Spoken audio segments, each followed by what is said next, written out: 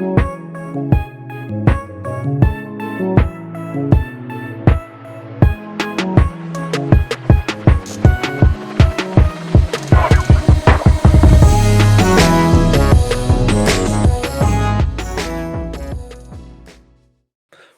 to another episode of the No Ceilings Podcast. I'm Tyler Metcalf, joined as always by Tyler Rucker. Rucker, how are we doing?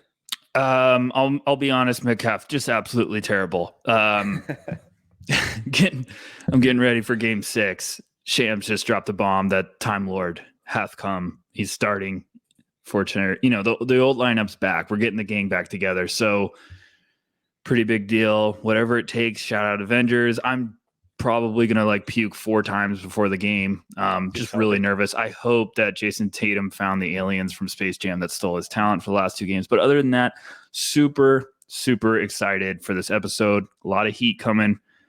A lot of good thoughts. I think this one's going to be a special one. So how are you doing, sir? How's everything going? You played golf last weekend. Should we get another intro with golf talk? I mean, how was it? Well, I'm going to counter that with weather talk. Everyone's favorite. Couldn't get out on the course. Bad weather, unfortunately. So, flying to more weddings this weekend. So just golf keeps getting delayed. Just everyone's favorite banter. Golf, weather, weddings. It's the holy grail of the holy trinity, as they say. No one cares about that. What they do care about is this G League Ignite team from this year, who has potentially 3 first rounders on it, potentially 4 total draft picks. Really fun group of guys this year, and 2 guys who are even going to be eligible in next year's draft, and Babacar Sane and London Johnson. We're not really going to dive into their games, but I'm really excited about them. I was really intrigued with just the chaos that Sane brought to the court every time he stepped on. Freak athlete. I thought London Johnson did a really good job of improving his overall game throughout the year. But Rucker, before we dive into Scoot Henderson and Sidy Cissoko and Leonard Miller and Mojave King, let's just talk about the Ignite program, big picture kind of, and what are your kind of general thoughts on it? I love it. I think it's a slam dunk. I think it couldn't be better. I think we're seeing the results of how awesome it's been. I feel like me and you were very passionate last year about, some people were like, I don't know about the Ignite. And I was like, this is a fantastic developmental league for a lot of these prospects. I saw with Jaden Hardy. I feel like last year I was just battling people about Jaden Hardy. I was like, this is exactly what they're doing on purpose. Like, everyone's like, well, the turnovers and he's not shooting it well. I was like, you said it, one of our last couple episodes, Metcalf, is like, they put them in uncomfortable positions to get comfortable. You're trying to develop them and get them ready for the NBA level. And I think the Ignite has done a fantastic job of that. Coach Hart this year with this crop of players is really left. Like, this is an unbelievable, from where they were in the beginning of the year, these guys, to where they are now. And we're going to talk about all of them, and Scoot from even last year to now. It is remarkable how different their games look. And I think the Ignite's becoming one of the best routes now. I think there's a lot of cases where some of these high schoolers, it's like, why wouldn't you go to the Ignite? Like, obviously you can go to the college and do the one and done if you want the college experience, but I think a lot of guys are going to keep looking at the Ignite and saying, look at the success they've had. Look at, if they have 3 first rounders this year, the Ignite's going to be like, look at this. We just had 3 first rounders from our team last year. And coming into the year, if you told me that, I would have been like, well, I know one of them's going to be, but 2 of them, I was like, I don't know, after seeing them at the beginning of the year, because I just thought they were so raw. And now I'm like, it would not shock me. So what about you, Metcalf? I mean, are you buying in? Do you think this is just the start of something beautiful? I feel like they're just trending up in a hurry, and it's only getting better. Yeah, so Adam Silver has very clearly tried to incorporate a lot into the NBA from what European soccer does. And one of the big things in European soccer is that all of the clubs have their own developmental system. And I think this is kind of the Ignite is the NBA's kind of first step into that realm of having these teams have their own developmental systems of getting these kids at a much younger age than instead of just out of college. And they're able to kind of grow their games and put them in more game ready situations, NBA game level situations, and grow their all around game a little earlier. I think this Ignite program has been an extraordinary success. Only a couple years into it, I love that they expanded the schedule this year and that they're playing more games. Um, I thought they've done a really good job of bringing in veterans to mentor these guys and really kind of teach them the ropes and hype them up and build them up at both on and off the court. Everything they're doing just feels right. Um, it's really encouraging, and I think a lot of obviously every situation is different, and maybe college is better for some kids, and OT is better for others, and international is better for some others. But I think the more that this goes on, I think the Ignite is going to continue to show that they're the best kind of route at getting these young guys NBA ready the quickest. It's amazing to me that we are still seeing people way overthink, especially Scoot Henderson and even Sidy and Leonard Miller too, where it's like, did we not just learn from what happened with Jaden Hardy? Obviously, Jaden Hardy only kind of got spot minutes, had an inconsistent role this year, but when he was on the court, he was a really good player and he performed. A lot of that is because he grew his game a ton with the Ignite, Yes. and he continued that growth into his NBA career. So why now that we see Scoot and CD and Leonard Miller and Mojave King struggle in specific areas, why is that now being downgraded and being kind of viewed in a skeptical manner? It's just like I had a good friend that used to work as an assistant coach for a long time with the Stockton Kings, Sacramento Kings G League team, and I used to talk to him all the time about like when the Ignite were first starting out, and that was where Jalen Green was there and Kuminga, and he's just like everything that the program is doing is it's thought out, it's very specific. Like they're trying to improve the weakness in these prospects games so that they can get to a respectable level where they're not, a deer in the headlights at the NBA level. And I think Jaden Hardy was the perfect example of that, of this lethal off-ball shooter that had all this buzz coming into it, but it was like Hardy needed to have the ball in his hands. He had to learn how to be a playmaker. He had to learn how to run an offense. So yeah, I wasn't shocked when he started out the year and it was high turnovers and inconsistent play, but you go watch that season last year and see the growth in his game. And I think early in the year, I got to see these guys I've talked about before, like go play against Victor in the Metropolitan 92s. And like the first game, I was like, Cissoko and Leonard Miller, I was like, this is the perfect place for them. Like there's flashes, but they need the Ignite. The Ignite are going to have real fun with getting these two guys to start believing and working on their games. And I think you've seen that with both of them. Obviously, we're going to have a lot to talk about Scoot, but even Mojave King, I thought it was brilliant for Mojave to go with the Ignite because one of those guys that was drawing some buzz overseas, but everyone was wanting a little bit more. And at one point this year, we were like, Mojave King might be a little early second rounder. And I still think he's going to have some fans in front offices, but you never know. I just continue to believe in this program. I think they're trending in the right direction, and they're becoming one of the best developmental assets for prospects to go to. I 100% agree. It's weird to me that people are still kind of skeptical of a lot of these guys. But before we get into breaking down their individual games, let's take a quick break.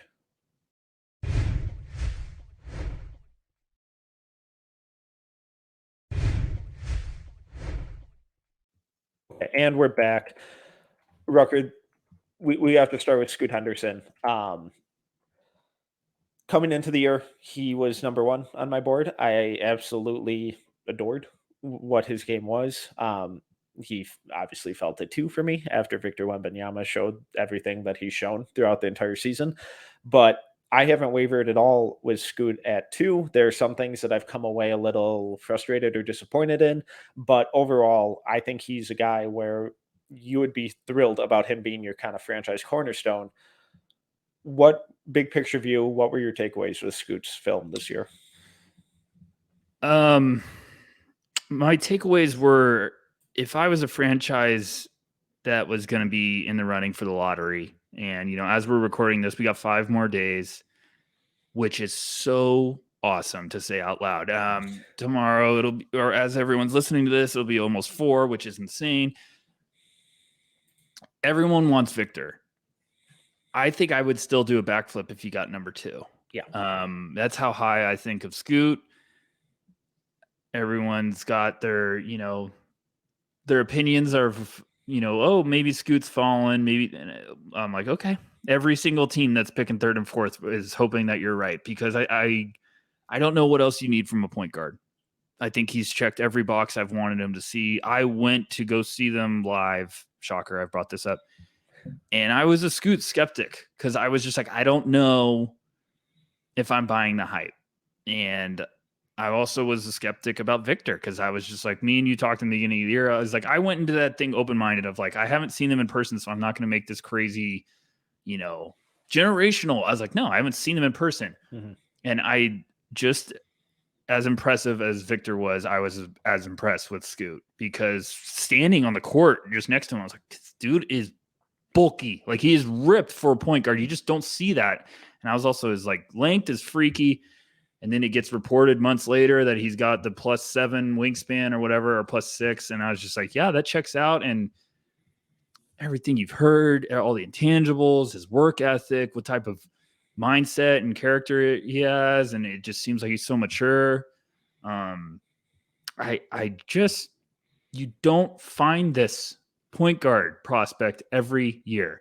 Everyone's, but he's a 6'2" point guard. They're everywhere, aren't they? No, you don't find this one. This is, everyone's fascinating with like, Victor being an alien. Scoot Henderson was created in a lab. Like, this is a freak of nature point guard. And I think there's been a lot of Derrick Rose and Russell Westbrook comparisons. And it's just, I don't throw those names around a lot, but I think he's up there. Like, it is scary how quickly he can turn the turbos on and just violently ruin someone's life around the basket. I think some people are trying to nitpick his game, and I'm like, what are we doing here? Like, people are like, oh, he takes too many mid-range shots. And I'm like, that's because there's no one 3 feet from him. And I would be taking an elbow jumper if I could get that. If I could do a little in and out and get to the elbow and take that shot every time, I'd be taking that shot. Yeah. So I've been very, I'm trying to figure out how to play this. I've been very harsh with evaluating him, because when you're a point guard, I'm always like, it's a rough learning curve. Everyone's got a plan until you get punched in the mouth. And I feel like that quote, shout out Mike Tyson, fits the best with point guards trying to make the next leap, because you think you have top speed until you get to the NBA and everything's going supersonic speeds. And I think Scoot is one guy who could transition and be like, I'm ready to roll, because of 2 years of playing in the G League. He's worked on his game. His body's filled out. He's mature leader. I've taken him at 2. I don't care what logo is shown on the screen on lottery night for the 2nd pick. I'm taking him. And I know some Pistons fans might hear that, and if it's them, be like, what are you talking about? You do not want to pass up Scoot Henderson. I very much believe this. So I don't know where you're at, Metcalf. And I love Brandon Miller. I love all these guys. ELE, everybody love everybody. But I think it's Victor, Scoot, and I think that's the way the draft should go. Yeah, I 100% agree. I haven't for a second wavered on having Scoot at 2. I've gotten to the point where I can kind of sort of squint my eyes and imagine Brandon Miller going at 3, given that it's a wings league, given how good of a shooter he is, given how much I think of him. But just everything Scoot does screams franchise cornerstone to me. And you mentioned a couple names with your comps. He feels like the love child of Russell Westbrook and Chris Paul to me. The way that he reads the game, can control every aspect of it. He doesn't have to live with his outside jumper. It's fine. It's not good. It's not where you want it to be yet, but it's taking steps in the right direction. It improved from last year, and that's what you want to see. Last year, the percentages were bad because he was a 17-year-old going from high school competition and high school three-point line to NBA competition and an NBA three-point line. Those are big jumps. So it's understandable that the 3-point percentage isn't where you want it to be. If it was still down there again this year, okay, cause for concern, but it improved. Not drastically, but it improved. And when you look at the mid-range shooting, the mechanics are good. He gets into it so effortlessly. He's not a hesitant mid-range shooter. I think the form looks good. The touch looks good. Um, the biggest thing with me right now is he is far and away the best playmaker in this draft class. It's so impressive how he controls every aspect of the game and just manipulates defenses. And the big difference for me this year with his playmaking from last year. Last year we saw a lot of the highlight stuff, the high energy, chaotic, I'm going to jump in the air, twist, contort my body and make this acrobatic kick out pass. Still a couple of those this year, but it was way more nuanced. Where when he was in the pick and roll, he was dragging out the defender an extra dribble or two to make that pocket pass window a little bigger. He was using his off ball movement to generate mismatches and move the defense to then create pocket passes or kickouts. When he attacks the lane, he always knows exactly what is going on the weak side and reading, okay, is that weak side defender collapsing to the corner shooter, staying on the wing, and wherever he goes, I'm moving it to the other guy. And if the defense doesn't collapse on me, cool, I have a dunker layup at the rim.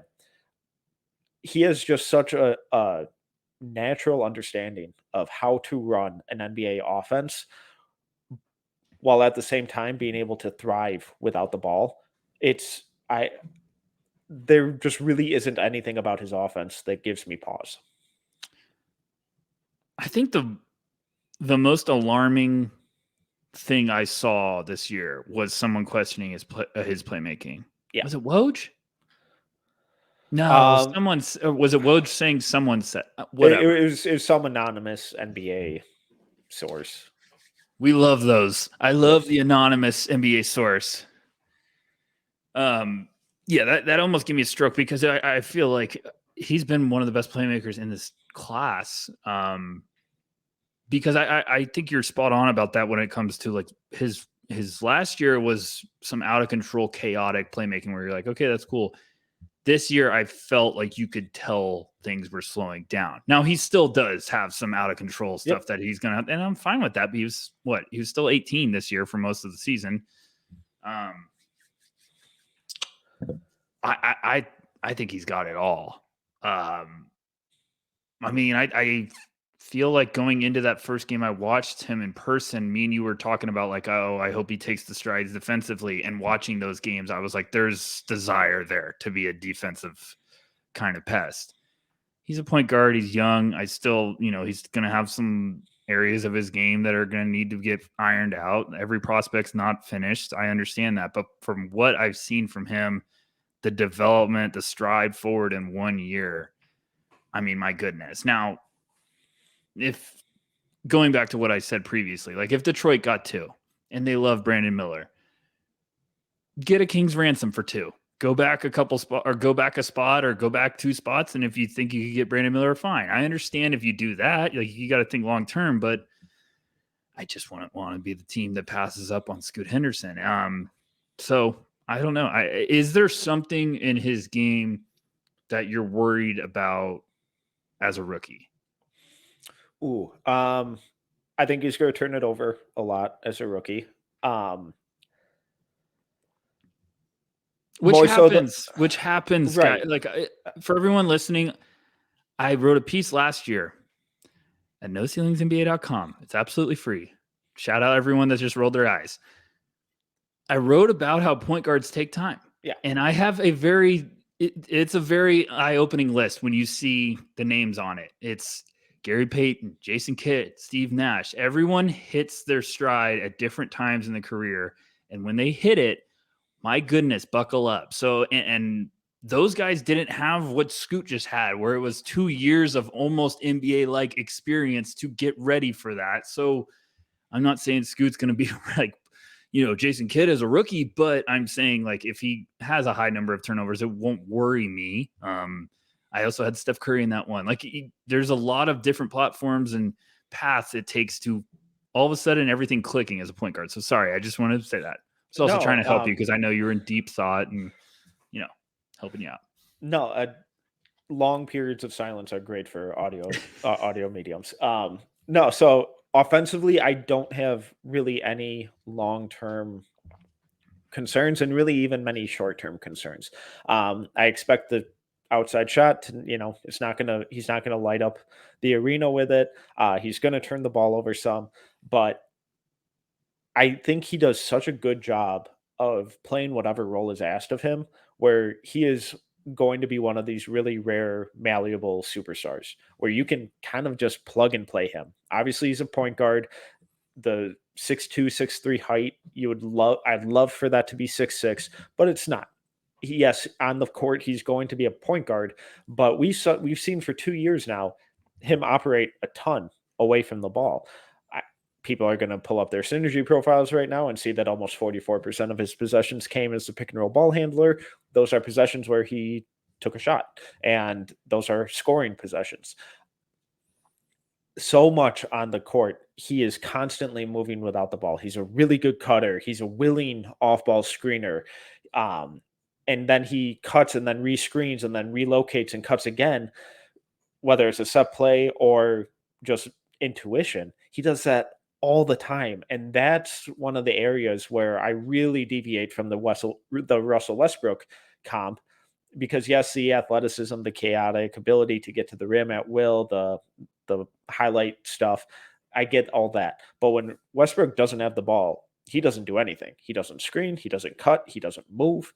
Scoot Henderson is constantly doing stuff where he's cutting to the rim. He's setting screens for off-ball shooters to free them up, and setting screens and cutting to create mismatches for either him or his teammate. It's constantly doing stuff to put the entire offense, not just himself, the entire offense in a position to succeed. So I think, yeah, the Pistons adding another point guard after Jaden Ivey and Cade Cunningham, it might be clunky. I don't care. You figure it out, because those are three guys, especially Cade and Scoot. No, not trying to knock Ivy here. I think he's a little more of a shooting guard anyways. But Cade and Scoot are smart enough and versatile enough and malleable enough where I think you can have them on the floor together, and you're going to figure it out offensively. And the ball movement in that offense is just going to be incredible.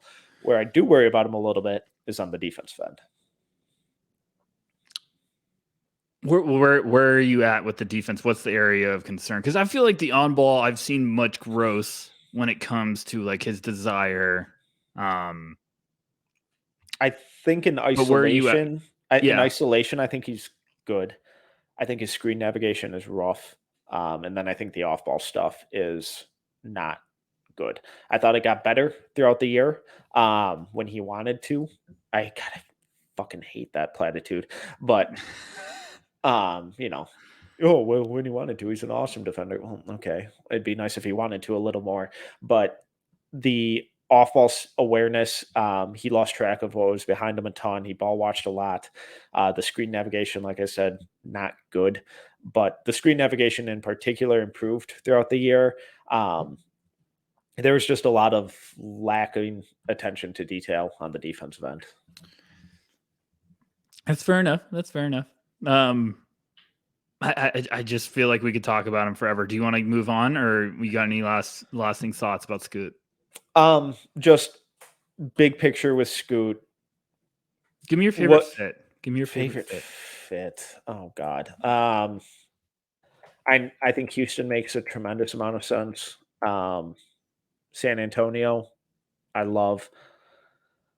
Orlando, if they jump up, I think him and Paulo Franz would be an awesome combination. What about you? I haven't. Oh man, I haven't given enough attention to Scoot going to San Antonio. And my goodness, would I love that. And I don't care any rumor I hear, but if San Antonio got two, and those rumors of them thinking of taking a man over Scoot, I would, I don't know what I would do. Houston's up there. Just because that team has so much talent and is in such desperate need of a point guard. And I think he would make the lives of Jalen Green, Jabari Smith, Tari Eason, Shingun. I think he would make all of their lives so easy. I like Houston a lot. I don't know. There's a world where Charlotte gets it and then trades LaMelo. Kidding. Hornets fans kidding. Sorry. Where are you? I'm kidding. Okay. That's all I got on Scoot for now. I don't want to say Portland because I don't want to go down that rabbit hole until we have to. There's a whole lot of franchise changing going on then. Although, could you play Dame at the 2? Defensively, that's going to be rough. But maybe just lighten his load a little bit. I unfortunately know what that would require. I think that would require that Blazers front office just ringing the dinner bell and be like, who wants to? You better offer us a star. Karl Anthony Towns for number 2. You heard it first. No, I'm kidding. We're having fun. All right. Where do you want to go? Talk to me. Do you want chaos or imagination land? Let's go with Sidy Cissoko. I'm just going down my board. When the lights go out in the city. I'm telling you. I hate you so much. I love Sidy. Okay, so we need to talk because I feel like you've caught up on your Ignite dive. So I still kind of want to hammer you with the questions because this is the part of the year where I really enjoy because now I get to kind of flip the script. I love Sidy Cissoko. Hit me with your thoughts, your reactions, your positives. Where are you at? You don't have to give big board rankings, but just tell me what was your vibes? Really, really positive. Good. We love positivity. I think he has the potential to come out as one of, the best off-ball kind of wing/forwards in this class. I know the shooting percentages weren't awesome, but I think his shot looks fine. I think he'll be a good scorer. I think he's a really good cutter, really good driver. The passing I thought was absolutely incredible. It's really fun. It's the vision, the accuracy, the creativity, the unselfishness, whether it's coming off a screen, running a pick and roll, kicking out of drives and transition. His entire passing arsenal is one of the most impressive in the first round. I think Sidy's got the potential to be one of the best values in this first round. Yeah. I really do. I think he's got so many areas that I'm just like, oh man, there's some serious stuff cooking in this kitchen right now. Like the defensive stuff, the playmaking. I love his mentality in transition or just when he's getting downhill. I think he's got the mentality. Super physical, super strong. It's just what you dream. Like you dream of that mentality in a wing. I'm really interested to see what he measures at. Obviously, I think friend of the program, Pujiter. Oh yeah, Pooh said he's 6'8". So that's a big point. Someone commented and made a good point where I think I saw this in the beginning of the year. He was listed way shorter, and then someone was like, "I swear I saw him at like 6'5", 6'6". Did he have a huge growth spurt?" And I was like, "I think I saw that maybe last year, and I know what you're talking about." And then everywhere I looked, he was 6'7", 6'8". And then friend of the program, Pujiter, said Sidy is 6'8". And I was like, reliable source. So he's got a lot of stuff, Metcalf. He's also got some stuff. I wouldn't be shocked if he's getting in the top 20 on draft night, just because I think someone's going to be like, yes. Like I just think that's a lot of checking boxes. Like, yeah, and he's super toolsy, really athletic. What I worry about is people kind of getting in or maybe trending towards, oh, well, he has all this on ball upside. And it's like, I don't think that's what he is. It's so hard to do that in the NBA.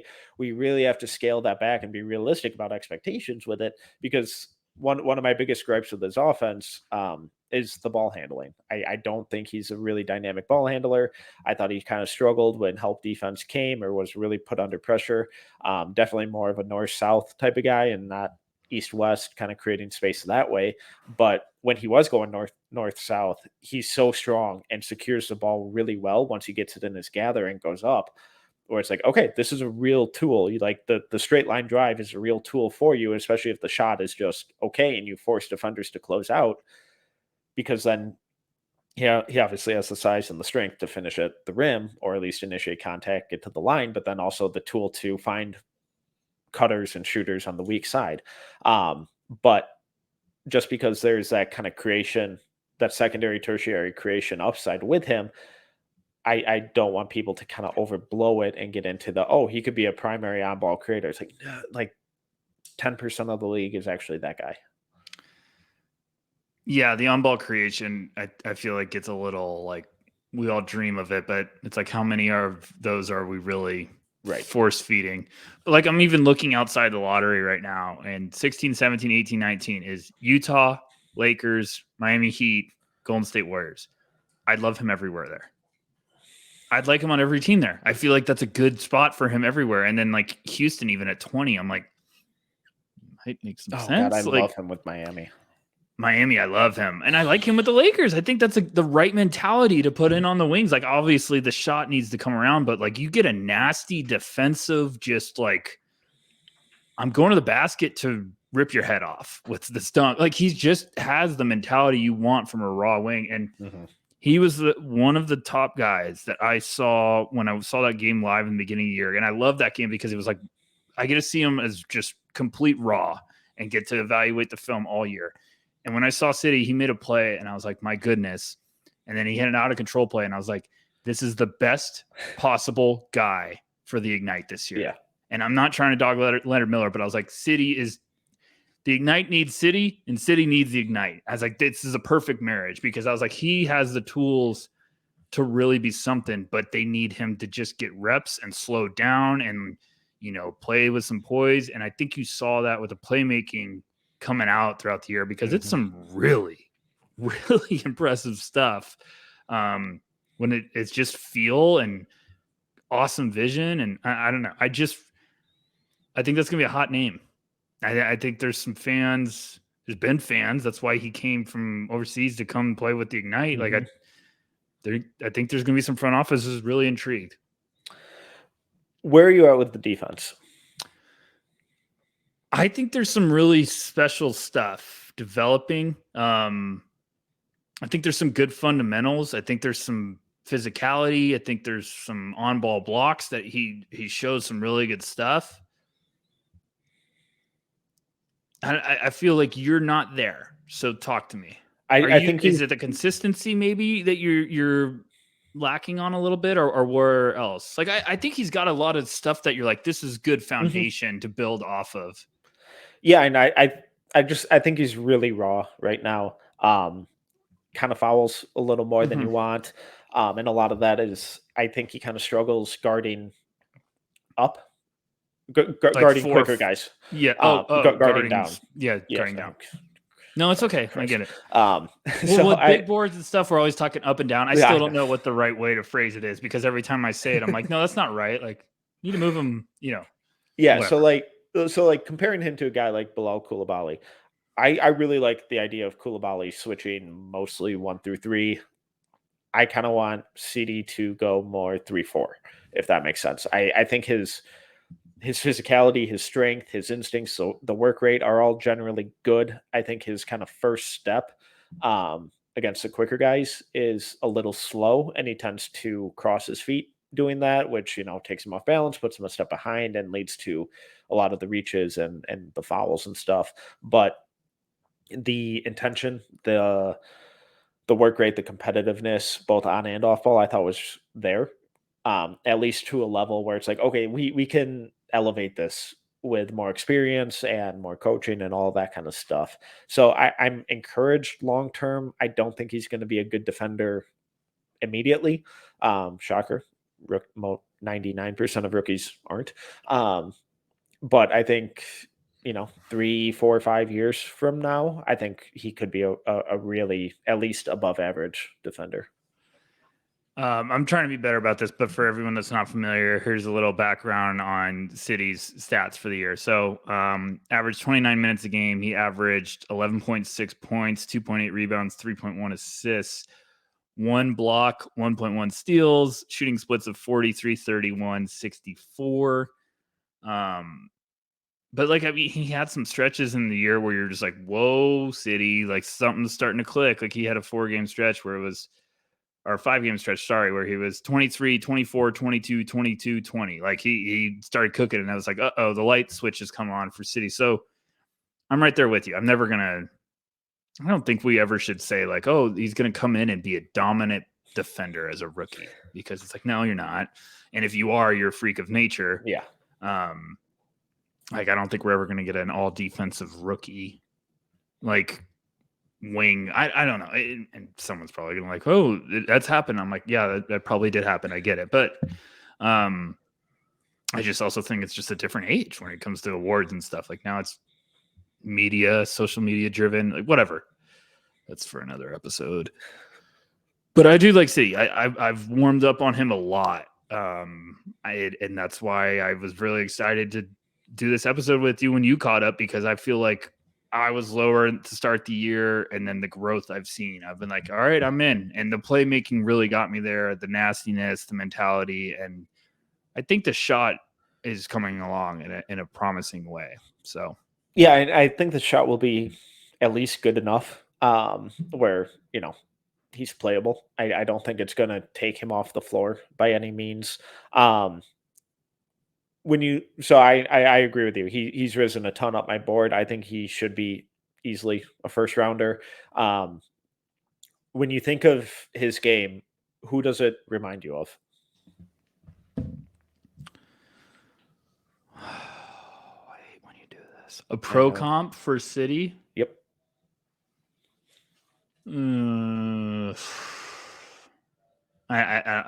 You'd start. I don't like this. A couple that have come to mind. I'm not married to them. I don't necessarily love them, but like a blend of like Torian Prince, Harrison Barnes, some Obi Toppin.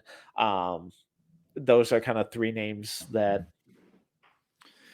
I think are kind of workable in terms of role and kind of physical tools and how they operate. Harrison Barnes with Freddy Krueger's mentality. There you go. There's my pro comp.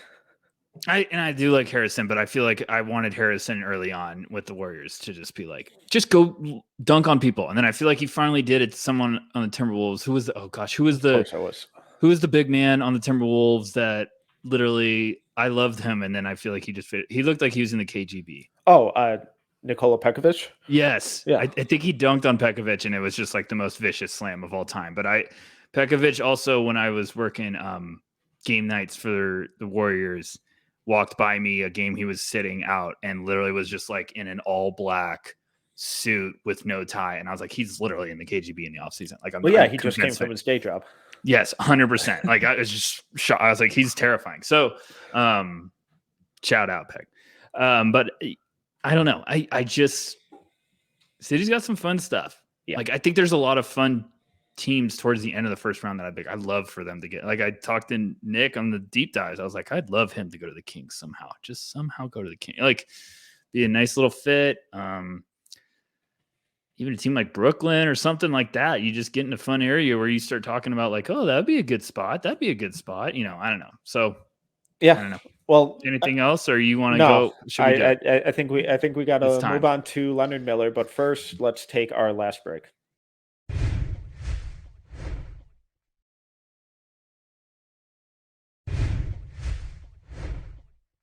Okay, so this one might get a little spicy. Leonard Miller. I'm just going to throw it to you, Rucker. Where are you at with Leonard? Mental torture. So, can I vent? Yeah, always. All right, good. This is for everyone that's really excited to listen to this episode because you saw Leonard Miller's name. Now, here's what's going to happen. There's a lot of fans about Leonard Miller, and you guys are probably really excited to hear two of these guys be really positive. Probably on the wrong show if you want that. So, and I'm not going to be very negative. It's just I'm not at the level of love that some people are. There's a lot of people at No Ceilings that are very in love. And I respect that. And we've all had this isn't the sensible hour. We've had some very educated talks about Leonard Miller, and it's been a puzzling one because some of us feel other ways. Some of us like him, but we don't like him, as a lottery guy, where we've seen other people talk about him as that. Some of us like him and we're just like, I'd love him to go to a playoff team. I'd love him to go later to have like a more unique fit. And the draft is about fit. And I wrote this in my piece about doing like the draft tiers. I put Leonard Miller in a tier where I said the fit is going to be fascinating. And I continue to believe Leonard Miller's fit is going to be the most interesting storyline of the draft. Because I'll be honest, I'm not going to lie to anyone. I love everyone. I'm not going to lie to you guys. I promise I never will. Last year, I couldn't have been more out on Leonard Miller. Like when he was getting that buzz and everyone was like, I was like, absolutely not. I don't see it at all. And I was like, I'll be wrong. I just don't see it at all. I feel like he needs another year, blah, blah, blah. And then there was rumors he was going to Arizona. And I was like, oh gosh, I have to sort of start to like him because he might be a Wildcat. And then he decided to go to the Ignite. And I was like, yes, perfect decision. Mhm. In the beginning of the year, again, I'm sorry I keep bringing this up, but when I saw him in person, I saw him warming up and I was like, gosh, he's so big. I was just like, he's really lengthy. The frame's impressive. I was like, he looks like he has great athleticism.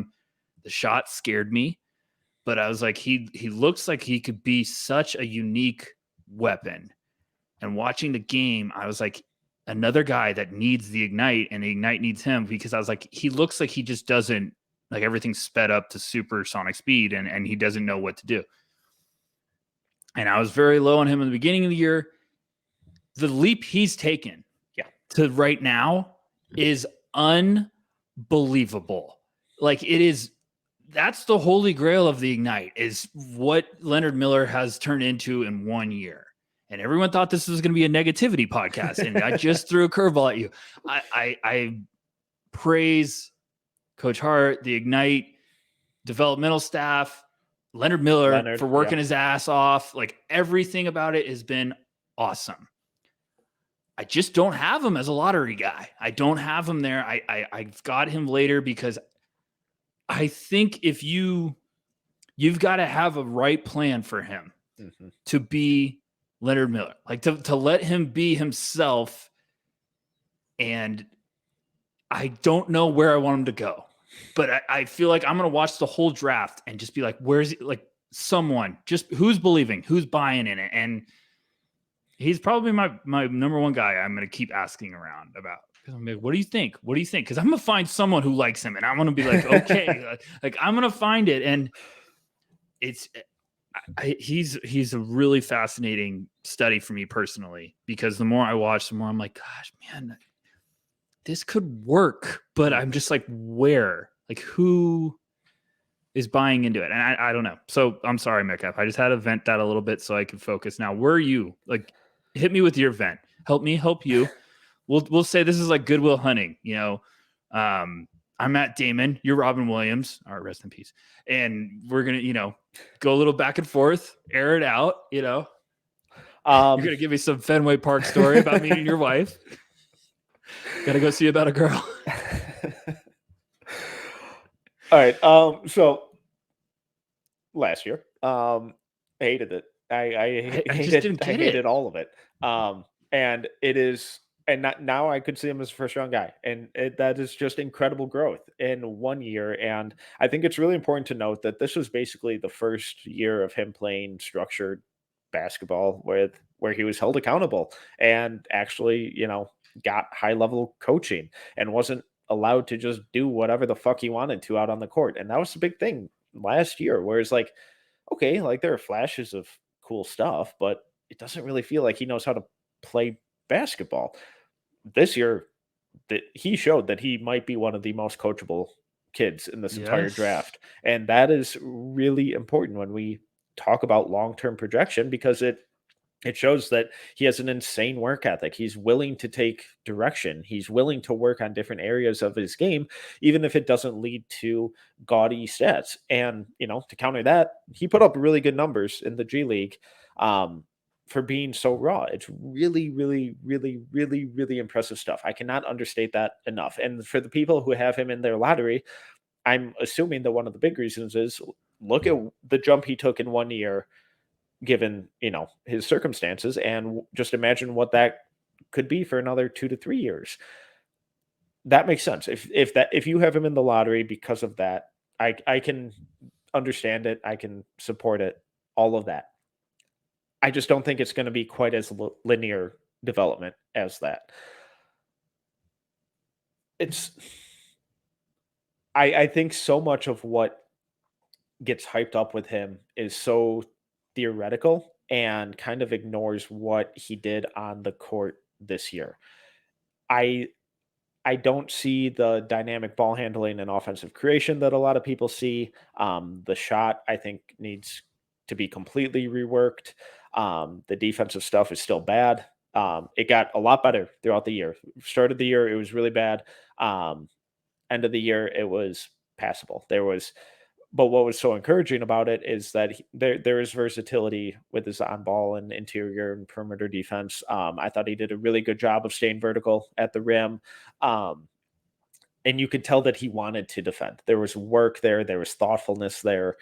It's just a thing right now with me. I think more so of he just needs more experience, and that's going to come. I get all of that, and the draft is always a long term thing, but I late first, I would be happy to take him there. We're talking 25-ish range.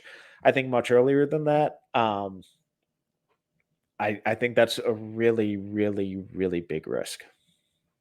In that range you're saying, or earlier? Or earlier. So like if you're taking him top 20, I think you have an incredible developmental staff and a very detailed idea or plan of how you're going to kind of grow his game. And you see a lot more upside and versatility on both ends of the floor. I just don't see that versatility yet. I think I think the cleanup work and the hustle plays that he does on both ends of the floor is awesome. And it's stuff that we didn't see from him previously. And that is how he got so much of his numbers this year, was crashing the offensive glass, crashing the defensive glass, mucking things up, outworking guys. That's awesome. That's a skill in and of its own. But I'm not sure there's a whole lot more other than that. He averaged 16.9 points, 10.1 rebounds, 1.6 assists, 0.8 blocks, 1.0 steals, 38 games, 29 minutes, 53% from the field, 30% from three, 79.2% from the field. He ended the year just on an absolute tear. He had a 33-11 game at almost at the end of the season. He ended the year with 29, 14, and 4. And 4 blocks. So that's pretty solid evening. Yeah. I'm right there with you with this.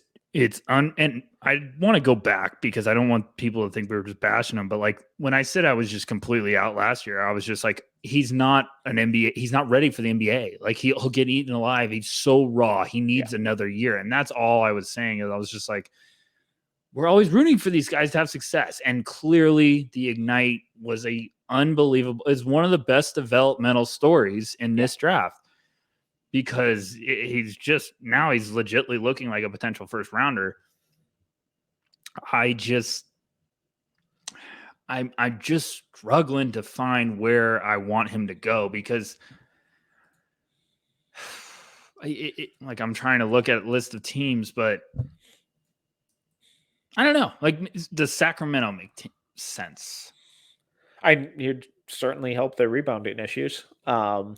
If Miami jumped all over him at 18, I'd be like, that makes some sense. Okay. I think my big disconnect with where, the people who are all in on him, I think my big disconnect with them is I see him getting comped to Lamar Odom and Jared Vanderbilt. And we need to stop with Lamar Odom. I think people forget what Lamar Odom was. A problem.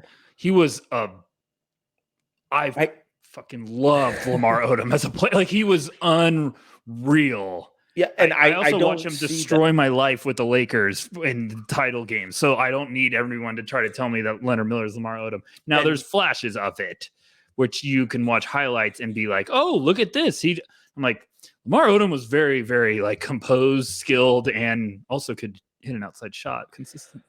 Well, there's that, and I don't see any of the on-ball creation stuff from Leonard Miller. I know there's stuff from his high school tape where it was a little more impressive, but there was none of it against NBA level competition. And I thought his ball handling, everything was north south. I didn't think there was any. I thought he really, really struggled to create any space, even on like mid range jumpers.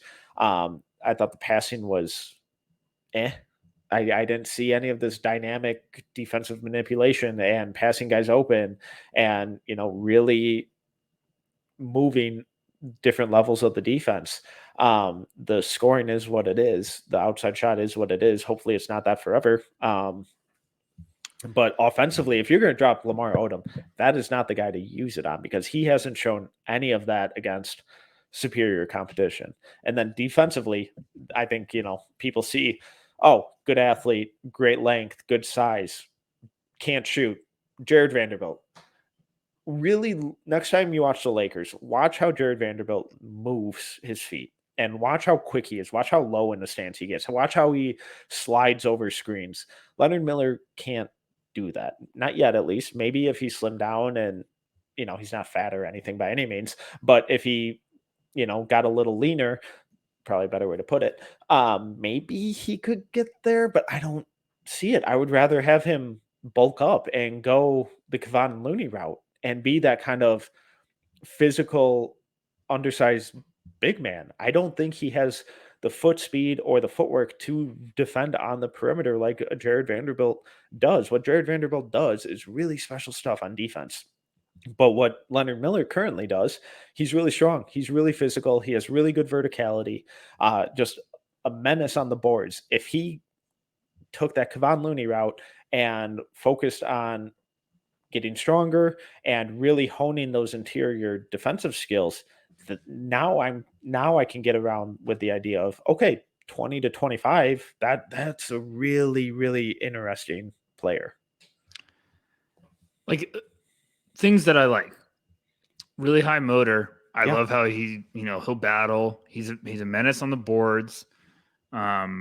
I also like how quick he can get to his second and third jump. Like he keeps his hands up, so he gets a lot of. I think was it you that you said he's like a garbage guy around the basket, and I was like, yeah, that's a great. That's not insulting. That's exactly what he is. He's a janitor. Janitor. That's exactly what it is. I was like, that's a fantastic name drop. Shout out Brian Cardinal. He's named the janitor. So I just think like that's kind of the vibe I feel for him of like, oh, he's very active around the boards. Mm-hmm. He could be an offensive rebounding maniac for you if you have him down there. So that's pretty good finisher out of the role. Yes, too. Pretty good finisher. He's shown some flashes with like, some touch with his offhand, even in the lane, which I'm like, okay, that's fine. The shot. It looks like he's tried to do everything to work with it. Like I've seen games where he really slows it down to try to get accurate. I've seen games where he's tried to speed it up to get accurate, and it sprays either way. His lower body is very inconsistent. It moves all over. Sometimes his feet are super narrow. Sometimes he catches it and it's like a scissor with his kick with his feet on the fall through. Sometimes it's just it looks like he was just trying something. And I don't know if it's just tinkering with too much, but it's just all over the place for me. And I hope someone gets him and just like, let's work with it. But I don't think he's ever going to be a guy that, and I'm not trying to make this seem mad. I don't think we're ever going to say Leonard Miller is a respectable floor spacer. No. Or someone we want to floor space. I think you're going to want him to be more of like your big man or your small ball five that you just rebounding. Like Kevon Looney is actually a great little example there of like, maybe that's your factor of like, and that's why I want him to go to a team that might be picking later, because then you put him around other pieces and shooters, and then you let Leonard Miller do what Leonard Miller does of like being a force around the basket. I don't know. The defense, there's some good flashes, but there's also some like closeout footwork that's choppy. It's bad. It's The bad. closeouts are Yes. not So good. I don't want it to seem like we're ripping him apart, but it's unbelievable the growth he's had in 1 year. And if some team's convinced that there's another level to find, that's where I could see him being an early, like a first round pick. And I'm right there with you. If you pick him, you know, as you said, 18, I think 18's where like, if you're buying into the Leonard Miller experience, Miami does make some sense. Miami, it would be a great spot for him to go because, you know, Bam would be with him. He'd have that motor that's just cooking. They need that rebounding, high energy guy. They could work with that, and they've shown their developmental is fantastic. So, I mean, I don't know. But people like, you know, he's going top 13. I'm like, good luck. Good luck. Yeah, so I just don't want to throw that unrealistic pressure at this guy early on because let's just keep letting him develop. And wherever he goes, I'm going to root for Leonard Miller. That's what we do. I'm root for every one of these guys. But and I'm super optimistic about what he could grow into given the growth that we've seen this year. But there are, you know, 20 plus guys that I would be willing to kind of take that bet on or take that swing on over him right now. And I think what you said earlier about his landing spot being so important, it's incredibly true because I think if a team drafts him and views him as a wing, I think the results are not going to be great. If they view him as a big or small ball big or a forward or, you know, whatever you want to classify that grouping as, then I think there's something really there because just the rebounding motor, the rebounding instincts, the verticality. I know I've said it like 10 times now, but it was all really impressive throughout the year. He put up really good numbers in a really tough league. I don't I think the scoring numbers were a little inflated. I think the G League style boosted those quite a bit because so many of his points were cleaning stuff up around the rim. That's a skill. It's going to be less so in the NBA. But when we talk about kind of fits, how would you feel if OKC traded with Indiana and traded back into the first round at 26 and took them? Love it. That's Cool. the range I love. No, I'm just saying, like, that's the range I love. Like, I'm looking at the order right now. Yeah. And I've done this for, like, he's not the only one I've done this, but I've done this with a lot of prospects where I'm like, where do I like it? Yeah. Now, even Memphis. Memphis for sure. Ever since you said Kevon Looney, I'm like, does Golden State just say, like, we clone Kevon Looney and just have him come off the bench? Brooklyn, Portland, Sacramento helps the rebounding. Memphis makes sense. The funny thing is, like, I can't get this idea of him going to Denver out of my head, but like now he's not going to go there because Denver doesn't have a first. So I don't know. Like, I don't know. I really, really don't know. But I like the idea of someone going up to get him, and OKC's got 2 firsts. Like, I understand that, but I also love Thunder fans when someone was like, yeah, they're going to take him at 12. I was like, I hope they don't, but yeah. If I'm not going to doubt Presti, but I just don't know. I really don't.